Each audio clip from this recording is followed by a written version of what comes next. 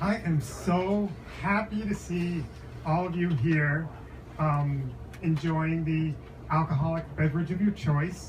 Cheers. Anybody who's drinking? Cheers. That's how part of me feels.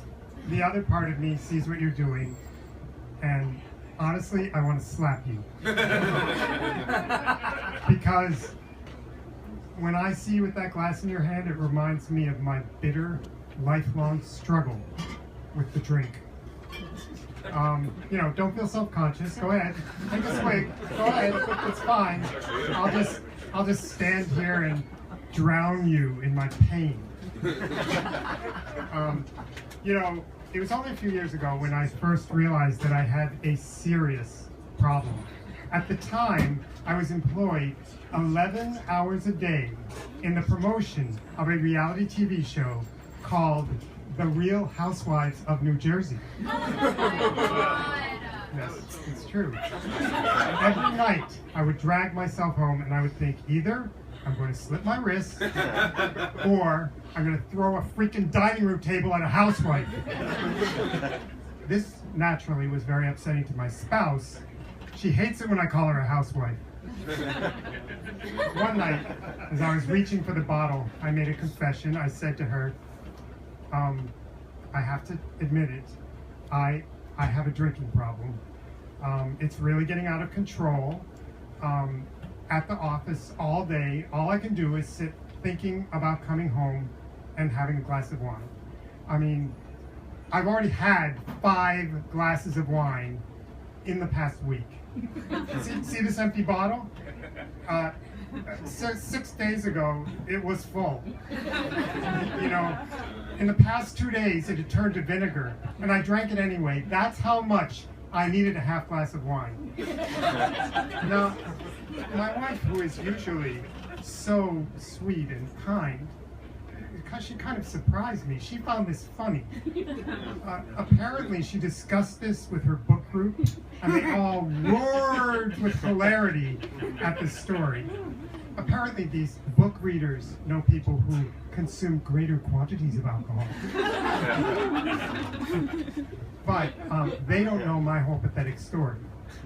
It started when I was 7, and you may wonder, what kind of parents allow their child to start drinking at 7?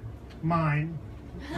My first glass of wine, my wild and crazy parents poured my first glass of wine at a family event, a Passover Seder. For those of you who don't know, Passover is a holiday where Jewish people feel really guilty that they're not starving slaves in Egypt. And then, to cheer up, they overeat and drink 4 glasses of wine. When I drank that first glass of wine, I had sort of, a vision, a bit like Moses. I realized that my older brother, never ever known for inciting hilarity, was a comic genius. He did something that night that was so funny that I fell off my chair laughing, rolled around on the floor, holding my stomach, screaming. Now, my parents did not see the humor in it.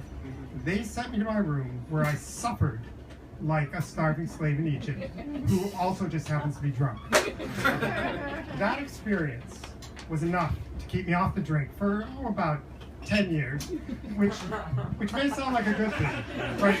But if you're 17-year-old and you don't drink, you are not the most popular person at the party. In fact, you are not invited to the party, ever. So on a typical Saturday night, I'd do a little half-hearted work on my science fair project. And then, I'd park myself in front of the TV with the usual 3 people I was with. Who was it? It was Mary and Bob and Carol. And by that, I mean Mary Tyler Moore, Bob Newhart, Carol Burnett, the CBS primetime lineup. I mean, who else would want to spend a night with a 17-year-old who doesn't drink? Especially not my brother. Every weekend he was out, presumably performing antics that made people hold their stomachs, fall off their chair, and roll on the floor screaming.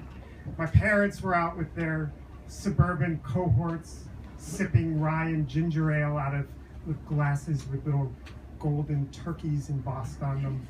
And so one particularly lonely night, I heard the call of my addiction.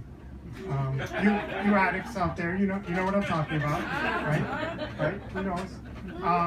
I heard the call, and I started to obsess. All I could think was, I can't wait any longer. I need another drink. So I got this step stool, and I climbed up to the liquor cabinet, and I pulled out a bottle of scotch and a shot glass. Down the hatch, one gulp. And at that moment, I remembered something I saw on TV, which is the way to test if you're drunk or not is to walk in a straight line. So as luck had it, we had these thick boards in our dining room with almost a straight line down the middle. So I walked the line, and no problem. So I think, God, I'm kind of surprised. I guess scotch doesn't work. So I'll have to try something else. So the vodka bottle looked promising. I mean, it was a different color. So another shot down the hatch and walked the line. It was really disappointing. I mean, I could have been drinking water. Obviously that wasn't it. So maybe rum. Maybe rum would be stronger. So I went up, got the rum, took a shot of that, and no, didn't do it. I'm walking the line. But you know what's funny is that walking a line can be kind of fun. Like, it started to get really fun. Like, I didn't realize it before. So I'm walking one way, then I'm walking the other way, and then slide back, and then slide back again. But obviously I need something else, so I go for the bourbon. Now, many of you can predict probably what happened next, which is, I can still walk that line. I'm walking the line. I mean, I'm like skipping down the line. It's almost in a straight line. I'm skipping, and I'm just wondering, what the hell is wrong with that booze? Or do I have some kind of special immunity to alcohol? I don't know what it is. It's been 5 minutes and I'm not drunk. So what else is in that cabinet? What could there be in that cabinet? So what's the problem with rye? I mean, I go and give it a try. I mean, from what I hear, rye is a perfectly good drink when you really want to get drunk. And then the next thing I know, I wake up, and it's a bright, sunny morning, and I feel good. I mean, really good. The sheets in the bed, they're all kind of clean, and my whole body's kind of clean, and it's almost as if some great evil has been purged from within me. But then, wait a minute.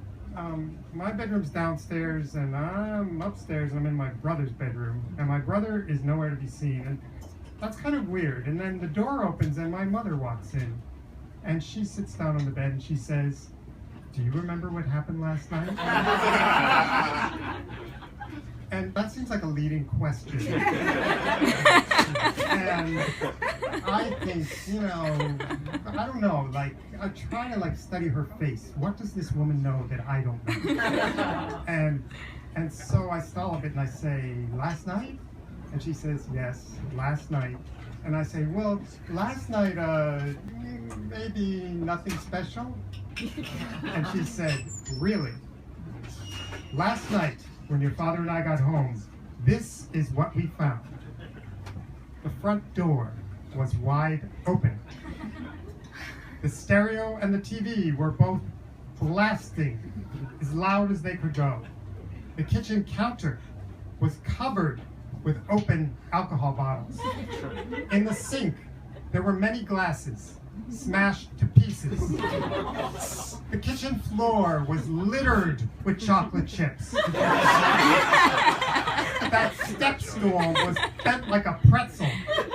The dining room chairs were knocked over, and there was the tablecloth draped over them like a tent. In the front hallway, we found your pants, and then your shirt, and then your underwear, and then one of your socks. And then we found you in the living room, in front of the TV, naked, in your own filth. It was that moment that brought back sort of a memory, a vague memory, sort of like a memory from another lifetime. And in that memory, I'm lying on the bathroom tile floor, and my mother, with some kind of like fluorescent halo around her, is washing the sins of filth off of me, sort of like a Jewish Mary Magdalene. And then my father like picks me up and flops me over his shoulder and carries me to my brother's bedroom, sort of like a Jewish Saint Christopher. And Jesus, a little alcohol turned us all into Christians. So I'm lying there, and I'm thinking, here comes King Herod with like a couple boards and some hammers and nails. And then suddenly, as if touched by an angel, I have a sort of a vision. And I share that vision with my mother, and I say, Mom, I just realized it. My science fair project's due tomorrow. I have to go work on it. I have to get out of here. So I get out of that bed and I run out of that room. And I labor all day and all night like a starving slave in Egypt on that science fair project. And 2 weeks later, I get it back from my teacher with a little note. And the note reads, this is true, A+. I have never seen such passionate work about tree bark.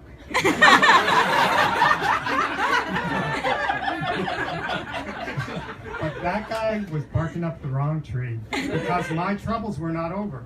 For the next 4 years, including 2 years of my college career, if I took a sip of hard alcohol, I would break out in giant hives, my throat would close up, and I couldn't breathe. And that is really a problem, because when you don't drink, it leads to strange behavior, such as doing your homework, which then leads to a good college, which then leads to a glamorous media job, which then leads to 4 freaking years of promoting The Real Housewives of New Jersey, which leads a person to drink. So I know all you drinkers out there, you like a happy ending, and I'm happy to say there is a happy ending to this. A few years ago, I got a new job where there are no housewives to toss a table at me or convince me to get breast implants. And so I've now got my drinking under control. You know, I can have a glass of wine if I want it. I don't have to have a glass of wine. So I want to say, you know, here's to the power of alcohol. And if anyone in this room brought some chocolate chips with you, meet me at the bar, we'll push over those stools, use our coats as a tent, and have some fun.